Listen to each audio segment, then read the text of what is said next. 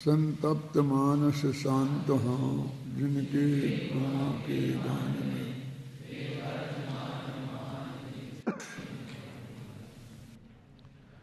166 page के नीचे सबसे नीचे का प्यारा।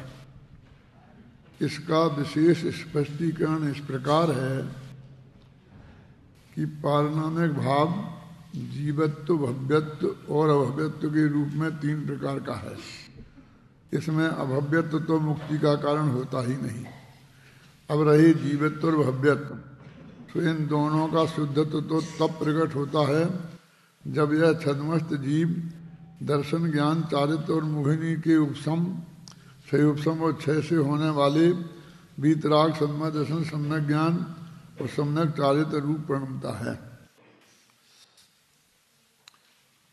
ये प्रकरण ये चल रहा है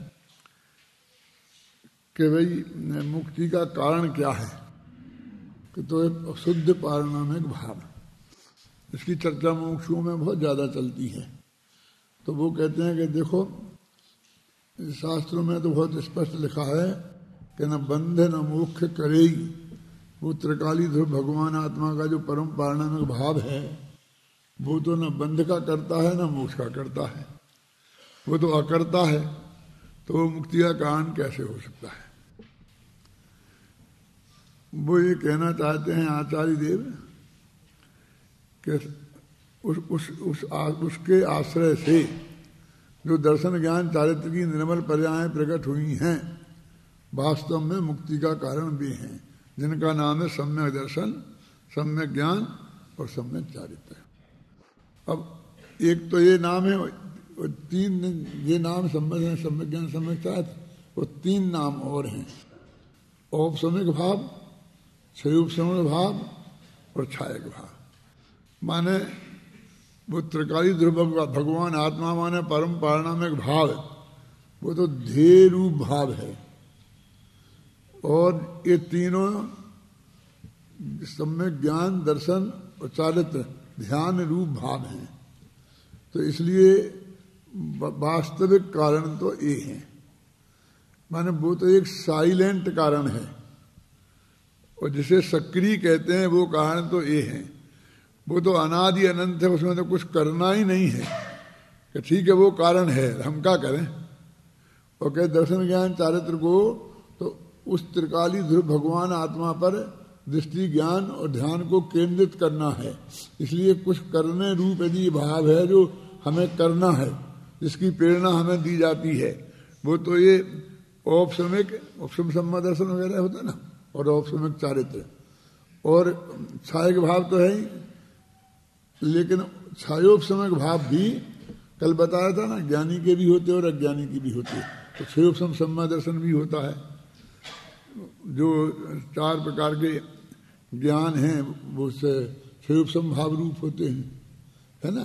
तो ये कारण है।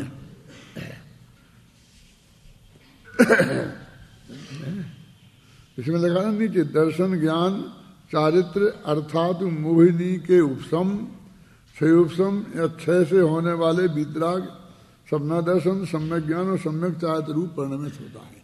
ये असलियत में कारण है।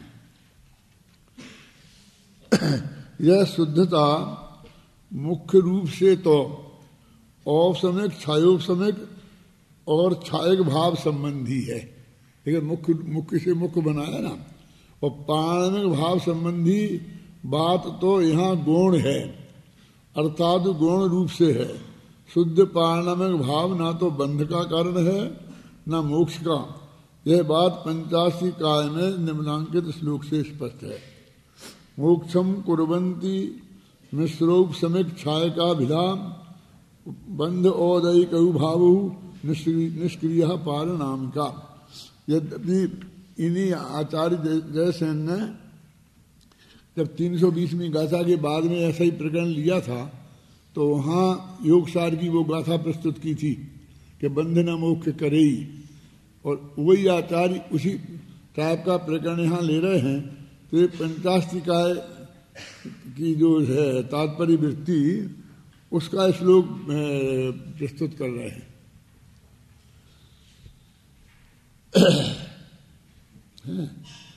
इससे यह सिद्ध होता है कि निर्विकल्प शुद्धात्म परिणति लक्षण वाला वीतराग सम्यक्त चारित्र, वीतराग सम्यक्त तो वीतराग चारित्र के अविनाभूत अभेद नय से शुद्धात्मानुभूति शब्द से कहे जाने वाला भाव श्रुत ज्ञान सायोपशमिक होने पर भी मोक्ष का कारण होता है। यानी ये सिद्ध कर रहे हैं कि तुम्हारे पास हमारे पास जो क्षयोपशम ज्ञान है वो ही वास्तव में हमारी मुक्ति का असली कारण है। क्योंकि 2-3 दिन से लगातार अपन कह रहे हैं कि इस क्षयोपशम ज्ञान की इतनी निंदा हो गई है कि धीरे धीरे वो हमारी दृष्टि में महान हे तत्व जैसा हो गया है। और काम उससे ही होना है। जब उस क्षयोपशम ज्ञान की आप इतनी उपेक्षा करेंगे तो उसकी महिमा ही अंदर नहीं आएगी तो काम कैसे होगा, है ना।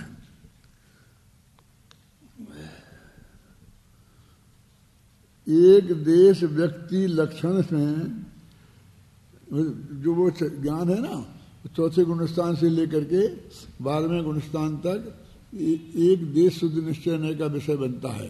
तो एक देश व्यक्ति, एक देश है प्रकटता जिसमें ऐसा है लक्षण जिसका में कथनचित भेदा भेद रूप द्रव्य पर्यायात्मक जीव पदार्थ की शुद्ध भावना की अवस्था में शुद्ध पारणामिक भाव ध्येयभूत द्रव्य है, ध्यान करने योग्य विषय है।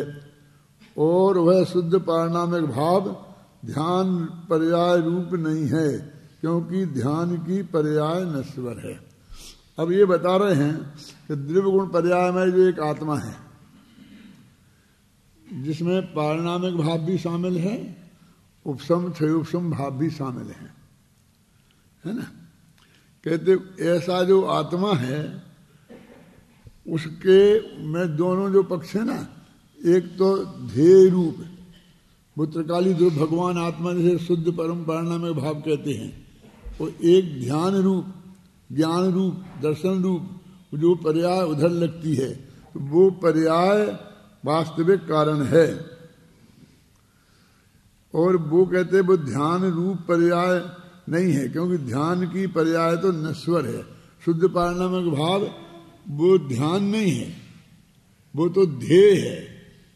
और वो ध्येय है, ध्यान नहीं है। वो ये ध्यान है, ये ध्येय नहीं है। कि हमारा ध्येय तो ये है कि हमें दर्शन ज्ञान चाहत प्राप्त करना। तो ध्येय का ध्येय तो उसे बोलते हैं जिसका ध्यान किया जाता है। हम ध्येय लक्ष्य को कहने लगे, क्या वो है हमारा लक्ष्य। अब वास्तव में लक्ष्य में भी टक्कर है। लक्ष्य तो उसे कहते हैं जिसका लक्षण बनाया जाए जिसे लक्षण से पहचाना जाए। वो जो लक्ष्य जो है वो लक्षण की अपेक्षा रखता है और जो ध्येय है वो ध्यान की अपेक्षा रखता है ना। तो अपने वास्तव में तो अपना क्या वो है, कहते हमारा जो हमें प्राप्त करना है वो दर्शन ज्ञान चाहत अथवा जो ध्यान अवस्था उसकी ये बात है। अब देखिए ध्यान की तो है ना पुष्टि, ध्यान पे तो अंत में ला करके खड़ा ही किया है। और अपने यहाँ तो बहुत स्पष्ट शब्दों में है कि आज तक जितना जीवों को केवल ज्ञान की प्राप्ति हुई है वो ध्यान के काल में ही हुई है। और कल तो अपन ने ये भी बताया था दिव्य संग्रह के आधार पर कि है ना क्या ना मोक्ष और मोक्ष मार्ग ये दोनों ही ध्यान की अवस्था में निश्चय मोक्ष मार्ग और व्यवहार मोक्ष मार्ग झाणे पाहूण ध्यान की अवस्था में ही प्रकट होते हैं। क्या मतलब ध्यान की अवस्था में?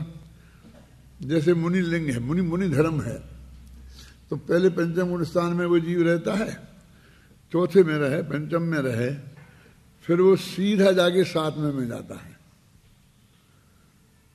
तो सातवें में जाना वो निश्चय धर्म ध्यान है, निश्चय है ना, मोक्ष में शुद्धोपयोग। और फिर वो छठवें में आता है तो व्यवहार मुनि धर्म प्रकट होता है। वो सातवें से छठवें में आया ना, तो फिर ध्यान के बिना तो व्यवहार मोक्ष मार्ग भी कहाँ प्रकट हुआ?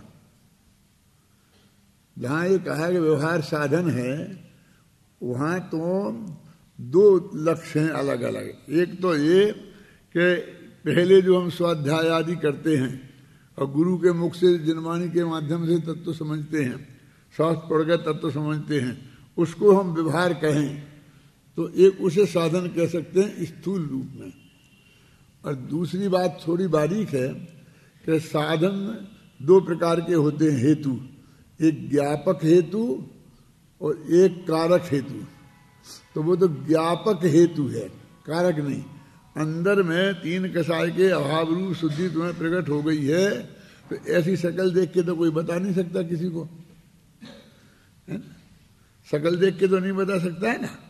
तो लेकिन जब वो अंदर में इतनी अधिक मात्रा में प्रकट हो जाती है कि व्यवहार में उसके साथ अभिनाभूत होने वाली जो हमारी शारीरिक दशा है और हमारे परिणाम हैं, जब वो हमारी वाणी में प्रकट होते हैं, काया में प्रकट होते हैं, चिंतन में प्रकट होते हैं, तो उससे अंदाज लगाते हैं हम कि ये अंदर होगा।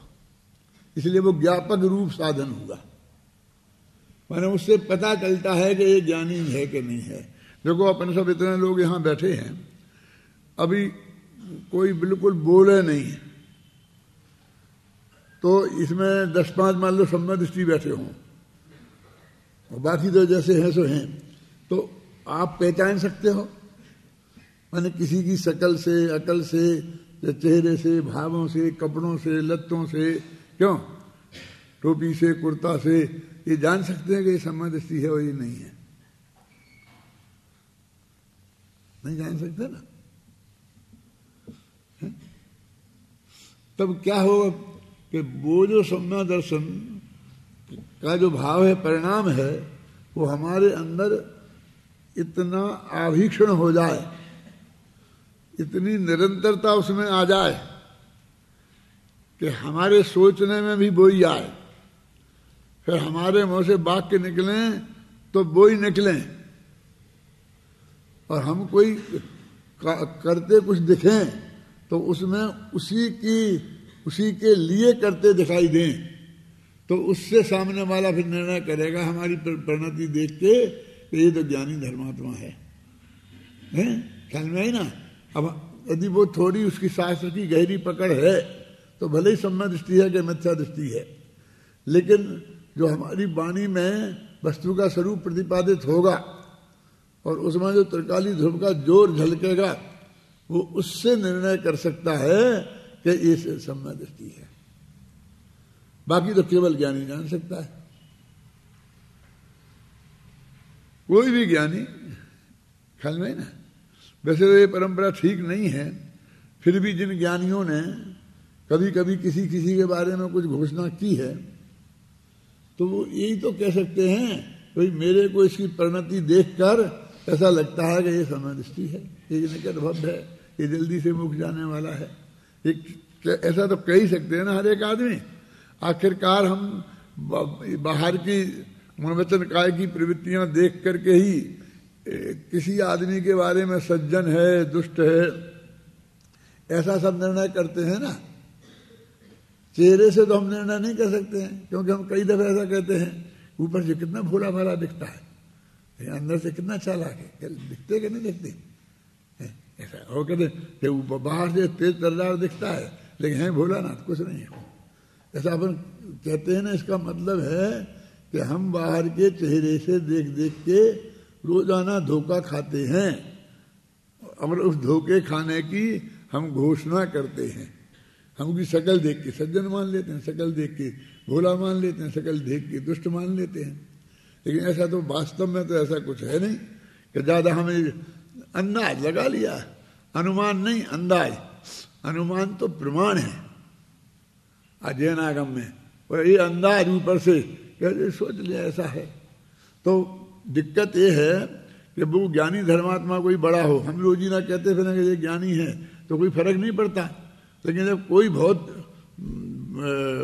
जो सचमुच लोक में प्रतिष्ठित है और ज्ञानी धर्मात्मा के रूप में जब वो कहता है तो लोग उसका वो लेते हैं ज़्यादा उस रूप में लेते हैं, और उससे फिर कई अच्छी बुरी परंपराएं पनपने का खतरा पैदा हो जाता है। ख्याल में ना ऐसा।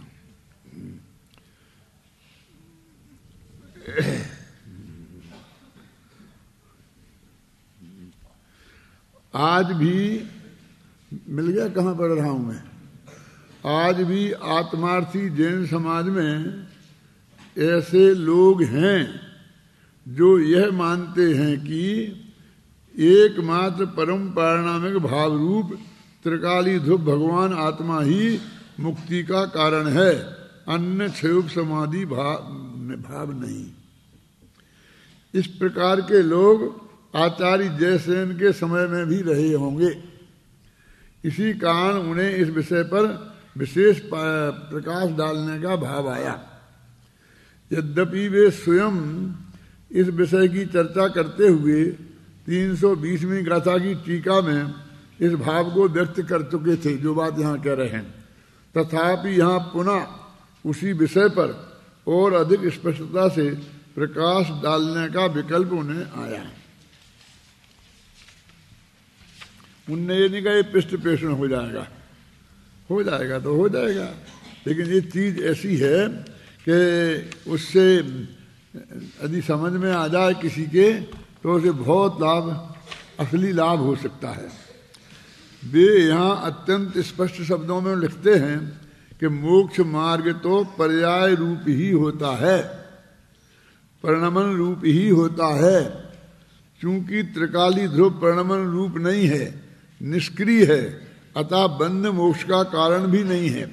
बंध के कारण तो औदिक भाव हैं, देखो मुक्ति के कारण औपसमिक, छायोपसमिक और छायक भाव हैं, और पारणमिक भाव तो द्रव्य की अपेक्षा शुद्ध है, और ये औपसमकादि भाव पर्यायों की अपेक्षा शुद्ध हैं, तथा औदिक भाव अशुद्ध हैं, इसी कारण बंध के कारण है। 5 भावों में बंटवारा ऐसे होगा। कैसे? पारणमिक भाव तो हुआ, वो तो शुद्ध है, और वो तो किसी का कारण नहीं है। कारण नहीं है का मतलब क्या, तो कारण है का मतलब क्या? इसी जनवाणी में कई जगह उसे बहुत जोर दे के कारण है बताया है, और बहुत जोर दे करके कारण नहीं है ये भी बताया है। तो दोनों अपेक्षाएं क्या हैं कि ध्यान का ध्येय और श्रद्धा का सिद्धेय वही बनेगा, इसमें मैं हूं ऐसी दृढ़ प्रतीत आएगी, तब सम्मा दर्शन होगा। इसलिए उसको कारण कह रहे हैं, और उसमें नया कुछ नहीं होना है, ऐसा अनादि से है, वो तो अनादि से है, लेकिन वो सम्मा दर्शन तो अनादि से नहीं है। तो सम्मा दर्शन तो वो हुआ जब उसमें अपनापन आया। तो एक जो अपनापन तो पर्याय में आया, जहां नहीं था वहां आया ना, इसलिए अपेक्षाकृत कहते वो नहीं है कारण, और उसके आश्रय से ही होता है, उसमें ही अपनापन करना है, इसलिए कहते हैं कारण है। 2 अपेक्षाएं अब तक स्पष्ट हो गई है ना। इस प्रकार अंत में यही सुनिश्चित रहा। अब क्या सुनिश्चित रहा कि औपसमकादि शुद्ध भावों से परिणमित निश्चय रत्नत्रयधारी जीव मुक्ति मार्गी हैं, और निश्चय रत्नत्रय रूप से के भाव मुक्ति का मार्ग हैं।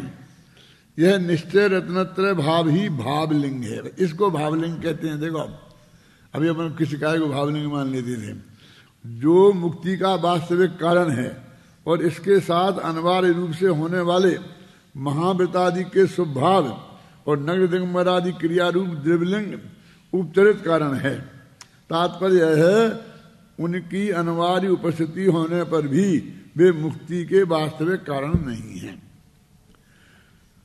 अब इस प्रकरण को समेटते हुए इसी भाव का पोषक कलश काव्य लिखते हैं आचार्य। बोलो, पढ़ो।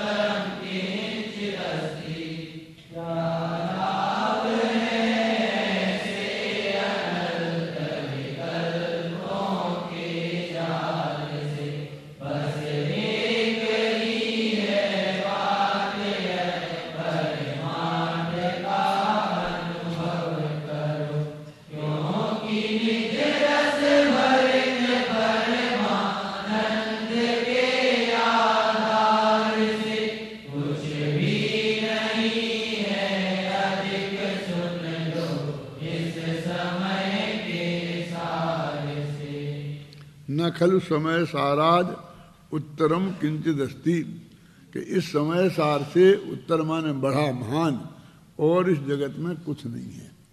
इस समय सार शब्द के दो अर्थ हैं, एक वो त्रिकाली ध्रुव भगवान आत्मा और दूसरा इस समय सार नामक ग्रंथ। कहते शास्त्रों में इस समय सार नामक ग्रंथ से महान शास्त्र कोई या दूसरा नहीं है। और इस महान शास्त्र में जिस त्रिकाली ध्रुव भगवान आत्मा का वर्णन है, जिसके आश्रय से संबंध से ज्ञान चातुर रूप मोक्ष मार्ग प्रकट होता है, उससे भी महान इस जगत में कोई दूसरा नहीं है। इसलिए अलम अति जलपई, अब अधिक बकने से क्या फायदा है। इस जल्प माने बकना, कौन सा बकना? अब मैंने बकने की बात है, जो बाहर बोलते हैं, गालियां बकते हैं, कुछ भी बोलते हैं, अरे उसको नहीं कह रहे हैं। ये जो ये बार बार चर्चा कर रहे हैं, वो त्रिकाली ध्रुव है, ये है, ये नहीं है, वो तो ध्येय रूप है, ये रूप है, तो इसको कह रहे कि ये जल काय को बहुत हो गई। लिखा ना अलम अति है ना, अलम अलम अति जलपई, अलम अलम दो बार, चुप रहो चुप रहो, तो बहुत हो गया बहुत हो गया। ये संस्कृत का ऐसा शब्द है जिसमें एक विशिष्ट वो टोन है। अब बहुत बातें हो गई, अब बंद करो भैया, बातें से कोई फायदा नहीं है। अलम अलम अति जलपई, चुप चुप, अब ज्यादा बोलने से कोई फायदा नहीं है। और दुर्विकल्पई अनल्पई, और अल्प माने कम और अनल्प माने बहुत ज्यादा। खोटे विकल्प करने से क्या फायदा है? और खोटे विकल्प कौन से हैं? स्त्री पुत्र आदि, कमाने धमाने संबंधी नहीं, यही इन्हें दुर्विकल्प कह रहे हैं और जल्प कह रहे हैं, यानी बकवाद है और साथ में ये दुर्विकल्प हैं। आयाम यही परमार्थ चेतताम नित्य में का, और एक परमार्थ में चेत जाओ नित्य हमेशा, और एक परमार्थ में चेत जाओ।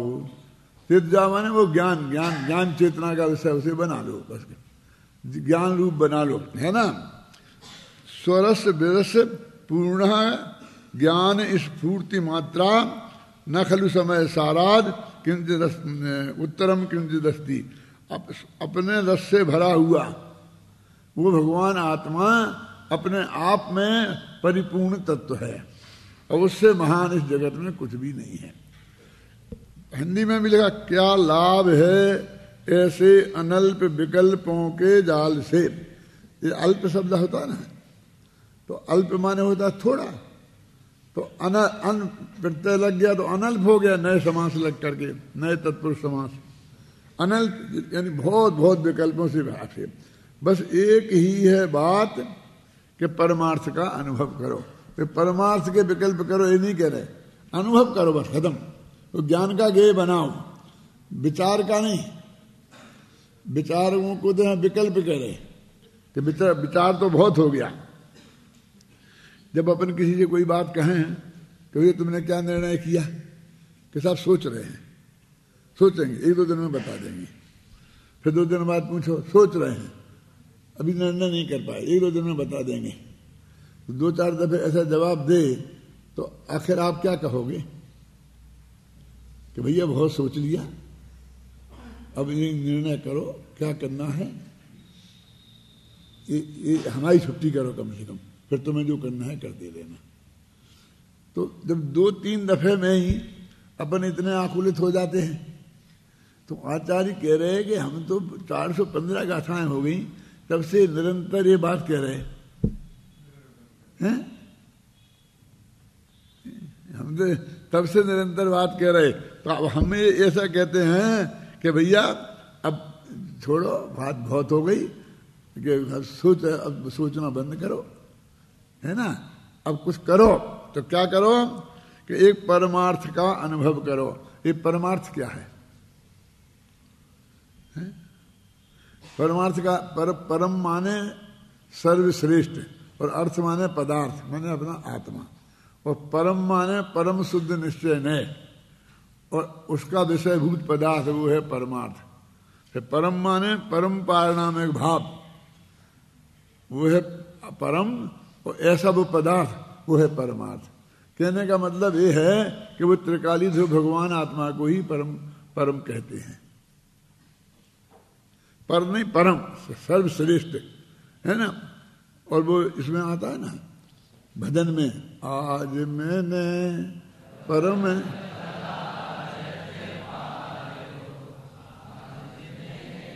परम पदार्थ पायो, वही परम पदार्थ माने वही त्रिकालीधर भगवान आत्मा। अब पायो माने क्या? तू तो परम पदार्थ तो तू है। और आज पाया माने क्या? आज हुआ क्या है कि आज तो मेरे जानने में आया कि मैं ही परम पदार्थ हूं, ये हूं मैं। पाया माया कुछ नहीं है, इसको ही पाना कहते हैं। तेरे घर में तेरे बाप दादों का और 100-200 किलो सोना गड़ा हो, और बाप दादों का क्यों?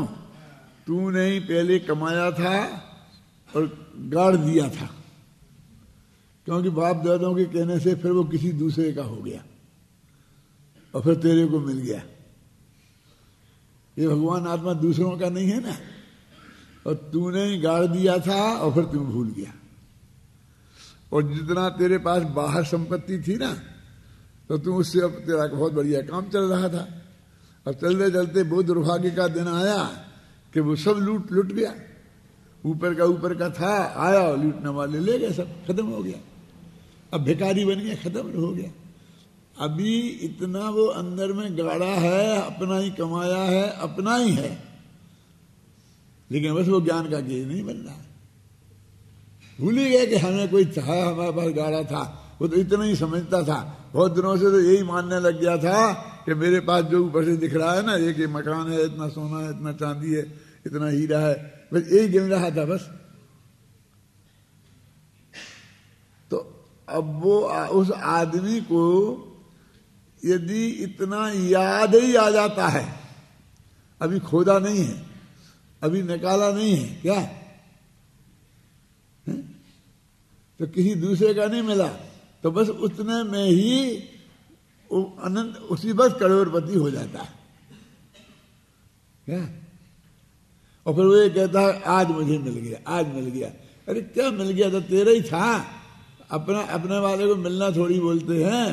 कहते साहब आंखों से ओझल हुआ, अपने ज्ञान में से गेपने से गया, तो बस लुट ही गया, वह खत्म। फिर वो कहाँ गया इससे कोई फर्क नहीं पड़ता। वो जमीन में गड़ा है कि सरकारी खजाने में चला गया है, बैंक में पैसा अपन भर दे, बैंक समझ में आई ना।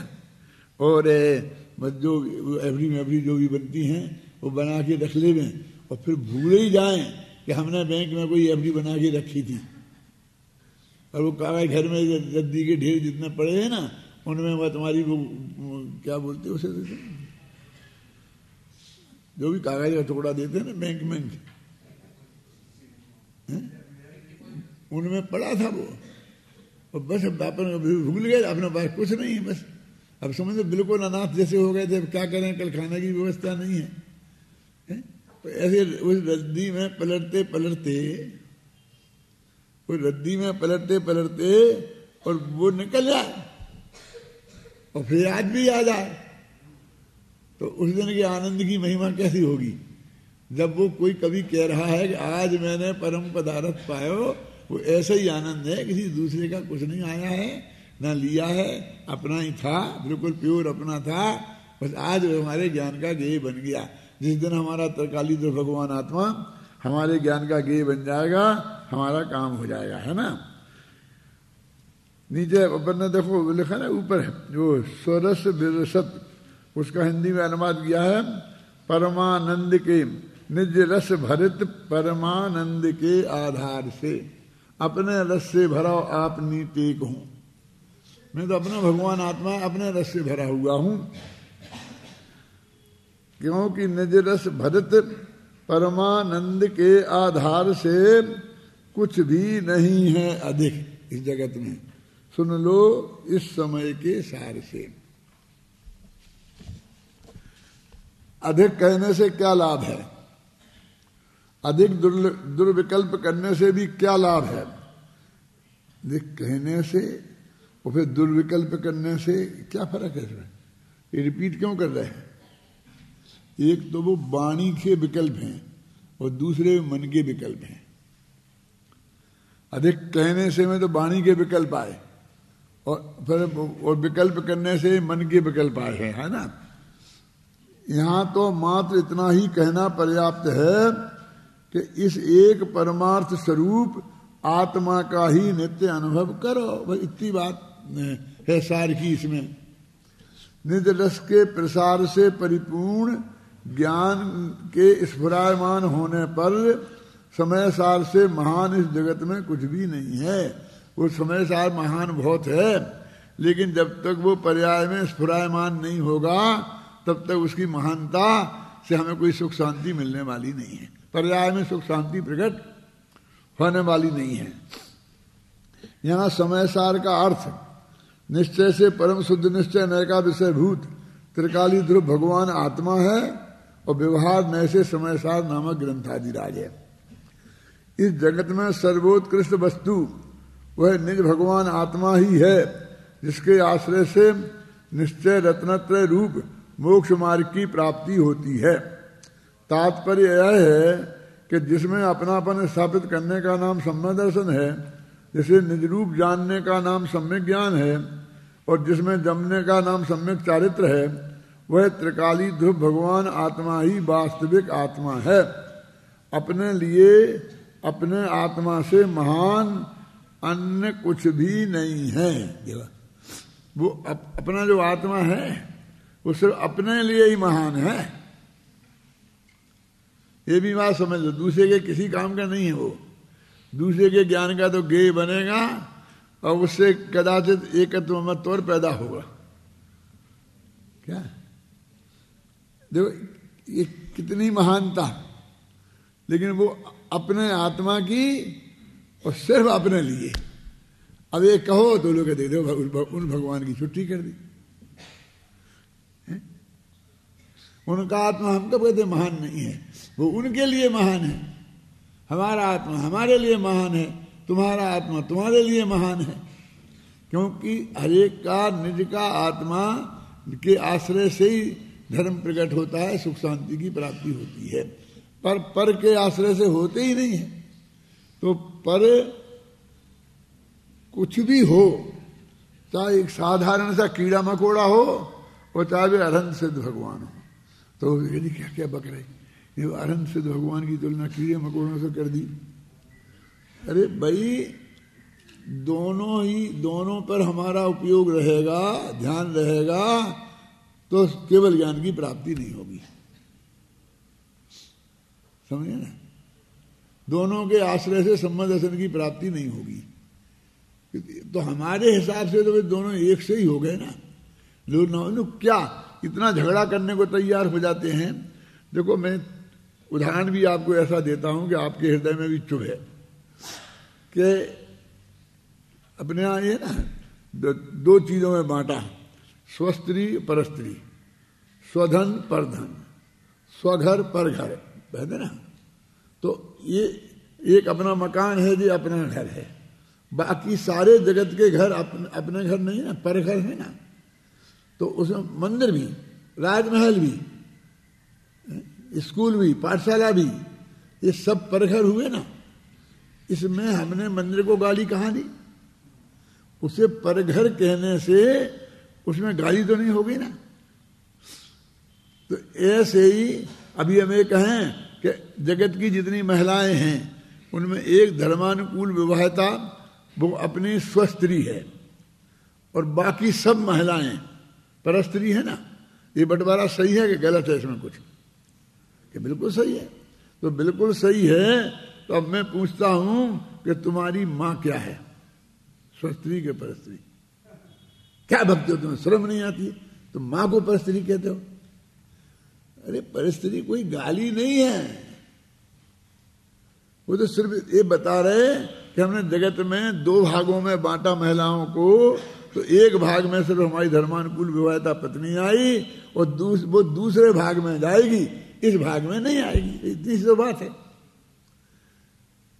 लेकिन किसी व्यक्ति को माँ को परस्त्री, बहन को परस्त्री कहते ही हृदय को बुरा हो जाता है। जब माँ और बहन को परस्त्री कहने में अकुला जाता है तो भगवान को पर कहने में क्या हालत होगी। गुरुदेव ऐसा बोलते हैं कि अष्टपाहुड़ में ऐसा लिखा है, स्वदब्बा वो सुख गई और पदब्बा वो दुख गई। कि स्वद्रव्य के आश्रय से सुगति होती है और परद्रव्य के आश्रय से दुर्गति होती है। और वे अनंत भगवान कौन है? स्वद्रव्य के परद्रव्य, क्या उनके आश्रय से दुर्गति होगी? कि देखो अभी किसमें, अब वो क्या मैंने स्वर्ग में नहीं जाएंगे, नरक में चले जाएंगे। ये किसने कहा तुम नरक में चले जाओगे? दुर्गति होने का मतलब नरक दुर्गति है, सुरक सुगति है, ये किसने कहा तुमसे? ये तो चारों गति दुर्गति हैं। ये तो सुगति माने तुम्हें सम्यक दर्शन ज्ञान चाहत की प्राप्ति होगी, तुम अनंत सुखी हो जाओगे, माने मोक्ष की प्राप्ति तुम्हें होगी, इसका नाम सुगति है। और पर का आश्रय करोगे तो 4 गति और 84 लाख योनियों में भटकोगे, उसका नाम दुर्गति है। अनंत भगवान का आश्रय करेंगे तब भी, हम अनंत भगवान तो हम नहीं कह सकते, झगड़ा कौन मोड़ ले, हमें पर द्रव्य की। और ये निर्णय करो तुम कि स्वद्रव्य हैं कि पर द्रव्य। अब बोलो कब तक ध्यान करें अनंत भगवान का, पर अनंत का? बोलो कब तक नमोकार मंत्र पढ़ें? अब ऐसा कहेंगे नमोकार मंत्र पढ़ने से सुगति होगी क्या दुर्गति? वे न किसी में पड़ जाए ना। माने इस परम सत्य का प्रतिपादन भी कितनी सावधानी से जरूरत है कि वो अपनी जो बात अपन कहना चाहते हैं वो पहुंच जाए, और ऐसा कोई झगड़ा ठंडा मुफ्त में खड़ा ना हो जाए। यदि उसके डर के मारे हमने उस शब्द का प्रयोग ही नहीं किया तो बात ही नहीं पहुंचेगी। और ऐसे ही लठ साफ तरीके से कर दिया तो भी झगड़ा खड़ा हो जाएगा। तो अब वो बात तो रखनी है ना। अब ये आपकी समझदारी है, बुद्धिमानी है, ये हो जाएगा काम। हम में इतनी बुद्धि नहीं हो तो कोई दिक्कत नहीं है, बस तुम्हारे हृदय में दुर्भाव नहीं होना चाहिए। मेरा मतलब समझ गया? किसी की ऐसी आलोचना करने की भावना नहीं होना चाहिए, और सत्य समझ में आना चाहिए तो गारंटी से अच्छी भाषा में ही निकलेगा। तुम्हें सामने वाला नहीं समझ रहा है तो करुणा ही आए तो कठोर शब्द कैसे निकलेंगे? करुणा ही आए तो कठोर शब्द कैसे निकलेंगे? इसलिए वो कोई ज्यादा सोचा सोची की जरूरत नहीं है, घबराने की बात नहीं है। लेकिन जितनी महान और पवित्र चीज आपको उपलब्ध हुई है, माने आपके ज्ञान का गेय बनी है, यानी उसकी विद्वत्ता आपको प्राप्त हुई है, तो उतने महान आपको भी होना होगा। माने उस स्तर से थोड़ा ऊपर उठना पड़ेगा कि जरा सी बात में ये शत्रु ये मित्र, कौन जगत में शत्रु कौन जाएगा मित्र। पूज्य गुरुदेव श्री के सामने जब इस तरह की बात आती थी कि अखबार आते थे पढ़ते थे तो उसमें गालियां लिखी रहती थी, तो उनके मुंह से एक ही वाक्य निकलता था, भूलेला भगवान थे। भूला हुआ भगवान है। आज ऐसी बात कर रहा है, कल समझ में आएगी तो खुद पछताएगा। आएगी कल समझ में आएगी, क्यों नहीं आएगी? मेरा मतलब ये है कि अंदर से वो करुणा भाव ही जगना चाहिए। जगेगा यदि तेरे को अंदर से द्वेष भाव नहीं है तो। ये कोई ऐसी ज्यादा अटपटी बात नहीं है जिसके लिए हम इतनी बात सोचें। ये हो गया ना, पढ़ लिया। अच्छा,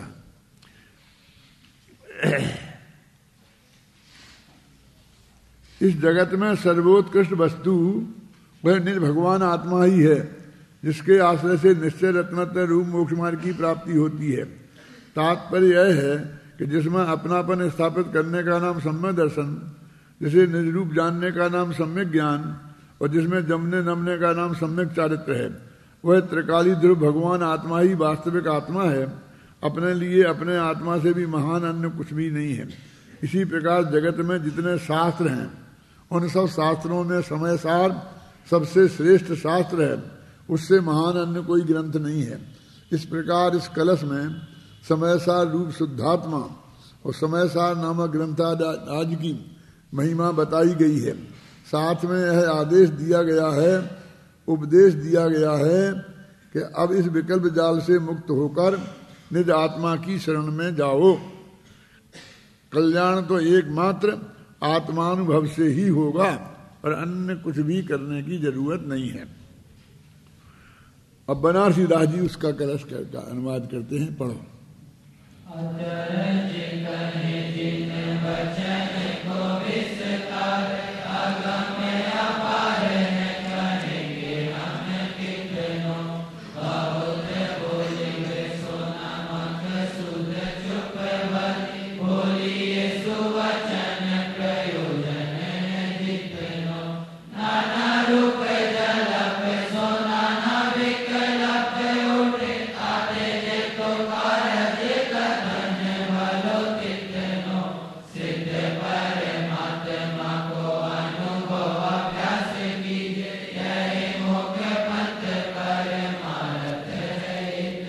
सरल भाषा में है छंदे। आचार्य कहें कि जिन वचन को विस्तार अगम है अपार है। आचार्य कहते हैं कि जिनेंद्र भगवान की वाणी तो अगम है, माने जिसकी गहराई को पाना बहुत कठिन है, और अपार है, इसकी लंबी चौड़ी दूरी को पाना कठिन है। अगम अपार समझते हो, ज्ञान गम्य नहीं है वो अगम, और जैसे समुद्र होता है ना उसे अपार बोलते हैं। जैसे कोई गहराई नापनी है तो गहराई को बोलेंगे गंभीरता अगम, और जब चौड़ाई को बोलेंगे तो कहेंगे बिल्कुल अरे बहुत अपार है, ये वो दूसरी पार दिखाई ही नहीं देती। समझ गए ना, हम समुद्र की तरफ देखते हैं ना तो उसकी पार माने किनारा, तो एक पार पे तो अपन खड़े हैं, लेकिन दूसरी पार जहां से दिखाई ना दे उसका नाम अपार। हम कहते पार ही नहीं है, ऐसा कैसे नहीं है? पार है तो शास्त्र में तो लिखी है कि यहां से लवण समुद्र आएगा और लवण समुद्र के चारों तरफ फिर धातु खंड द्वीप आएगा, तो अपार कहाँ हो गया? धातु खंड पे तो खत्म हो जाएगा ना। फिर भी लवण समुद्र को अपार कहने की परंपरा है ना, यानी जिसका पार हमें दिखाई नहीं देता उसे हम अपार कहते हैं। ऐसे कि जिनवाणी के जो वचन हैं जो कि द्वादश अंग में पूरे हो गए, अपार कहाँ है? अगम। सारे आखिर का द्वादश अंग के पाठी होते ही है ना, तो जान भी तो लिए गए, लेकिन साधारण तरीके से नहीं जाने जा सकते हैं, साधारण तरह से इसकी दूरी को नहीं नापा जा सकता। आचार्य जी कहें जिन वचन को विस्तार अगम अपार है, कहेंगे हम कितना समझाएंगे तुम्हें, कितना बताएंगे बार बार, मैंने हमने बहुत बता दिया। वो आचार्य कहते समय सारा पूरा कर देना, अब इससे ज्यादा हम नहीं कह सकते। बहुत बोल विषो न मकसूद चुप भली, अब ज्यादा बोलने से कोई फायदा नहीं है, प्रयोजन नहीं है, बस चुप रहो यही भला है। बिल्कुल सीधी सरल भाषा में कह दी ना, बहुत बोल वेशो न मकसूद चुप भली, बोल वे सुवचन प्रयोजन है जितनो, अब उतना ही बोलो जितना प्रयोजन है। अभी अपने घर वाले होते हैं ना, तो अपन ने को सच्चा मार्ग जो लगा है आपको, तो आप चाहते हैं कि घर वाले भी उस मार्ग में लगें, हमारे मित्र भी उस मार्ग में लगें, तो आप जितनी प्रेरणा आपको देनी होती है उससे ज्यादा ही देते रहते हैं। कभी कभी तो ऐसा हो जाता है कि घर वाले कहते अब हो गई ना बहुत, हमने सुन ली, तो हमें याद हो गई तुम्हारी बात कि तुम ये कह रहे हो, अब तो पीछा छोड़ो, कहते हैं ना। तो भी वो खून का घूंट पी के अपमान सह करके भी फिर एक आध दिन बाद द्वारा फिर कहेगा, होता ना ऐसा। क्योंकि उसका अपनापन है ना, तो जितना अपनापन होगा उतना ही अधिक अपमान की सह करके भी वो बात कहेगा। अब इसलिए कह रहे अब ज्यादा कहने से फायदा नहीं है, फिर यही कहने भैया हमने तो बंद ही कर दो, तो तुमने बिल्कुल ही बंद कर दो, ये भी ठीक नहीं है। और तो पीछे ही पड़े रहो, चहटे ही रहो, आप समझे ना, ये भी ठीक नहीं है। और बीच का रास्ता चुन लो। क्या कितनों बहुत बोल बीसो न मकसूद चुप भली, बोलिए सुवचन प्रयोजन है जितनो। देखो उनने कहा हमने चुप भली कह दी तो ये सचमुच चुप ही न हो जाए। क्या बोलिए सुवचन प्रयोजन है जितनो, नाना रूप जलप सो नाना विकल्प उठे। जितना तुम बोलोगे, नाना माने अनेक प्रकार, अनेक प्रकार के जल्प माने बोलना, तो जितना बोलोगे उतने ही विकल्प उठेंगे, नाना विकल्प, फिर विकल्प की तरंगें खड़ी होंगी। हैं ताते जे तो कारज कथन भलो उतितनो, जितना काम हो उतने बोलो बस। सिद्ध परमात्मा को अनुभव अभ्यास कीजिए कि बाकी करें क्या, हमें तो कुछ काम ही नहीं है। सिद्ध भगवान का अपने आत्मा का अभ्यास करो ना, तुम पढ़ो ना। यदि उनका भला होना होगा तो तुम्हारी परिणति देखकर, तुम्हें निरंतर स्वाध्याय करते देखकर उसमें समझ में आ सकती है। कोई कहने के नहीं, बिना कहने से समझ में आ सकती है। हम मर जाएंगे और हमारा फोटो लगा होगा तो उसे देखते ही समझ में आ सकती है कि ये ऐसे ऐसा कहा करते थे, ये ऐसा कहा करते थे, ऐसा मत समझो। वो चलेगा तुम्हारा काम तो है, लेकिन एक बैलेंस की रास्ता वो बता रहे हैं। आखिर समय साथ जैसी वस्तु समझाते समझाते और एक इस नए पे आ गए। और ये ऐसे लोग थे, चाहे वो अमरचंद्र हो, चाहे कुंद कुंद हो, चाहे बनारसी दास हो, कि जिनको किसी ने कभी ये नहीं कहा होगा कि बहुत हो गया रहने दो तुम, और लोग लालायत रहते सुनने के लिए। मेरा मतलब समझे ना, इनसे ऐसा कहने वाला कोई नहीं था, बल्कि तरसते थे, मनाते हैं कि इनके मुंह से एक शब्द निकले तो उस वाणी को झेलने को तैयार हैं। लेकिन आखिर कितना कहें, बस वाणी झेल में तैयार हैं, करते कुछ नहीं। बात वहीं की वहीं है, वहीं की वहीं है। और बात एक की थोड़ी है, एक करने लग गया तो तुम्हारी तो सबसे सब कर ले में, तुम्हारी तो एक इच्छा सब कर ले में। अब सब तो नहीं करेंगे ना, एक लड़का मान लेगा, दूसरा नहीं मानेगा, दूसरा मान लेगा, तीसरा नहीं मानेगा, लड़का मान लेगा तो लड़के का लड़का नहीं मानेगा, लड़के का लड़का मान लेगा तो बहू नहीं मानेगी। वो तो ऐसा तो वो रहना ही है। तो तुम क्या करो कि अपना बैलेंस बना के चलो, उसकी कोई परवाह नहीं करो। देखो है ना, बहुत बोलियो सो ना मकसूद चुप भली, बोलिए सुवचन प्रयोजन है जितनो, नाना रूप जलप नाना विकल्प उठे, ताते जे तो कार सिद्ध परमात्मा।